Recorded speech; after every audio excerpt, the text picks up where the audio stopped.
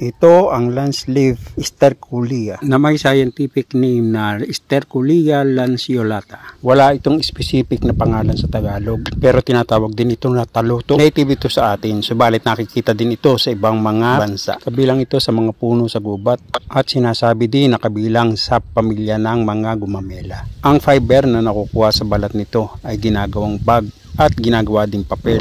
May ilang mga uri ng sterculia na kinakain ang buto sa pamamagitan ng pagluluto o paglalaga o kaya ay sinasangag. Subalit ang halamang ito ay hindi nakakain ang mga buto kumpara sa ibang mga kauri nito. Ito ay kilala noong una bilang halamang gamot para sa gastrointestinal disorder, microbial infection, skin diseases, inflammation at marami pang iba. Ginagamit din ito noong una sa mga nakagat ng ahas sa pamamagitan ng dahon at ng mga balat nito na dinurog at ginawang pasta na siyang pinantatapal sa apektadong bahagi. Ang pinaglagaan ng ugat ay ginagamot sa mga masasakit na katawan, masasakit na kaso-kasuan, tikdas at bulutong. Bagamat hindi nagtatagal ito ng lason, subalit hindi pinapayo na ito'y kainin.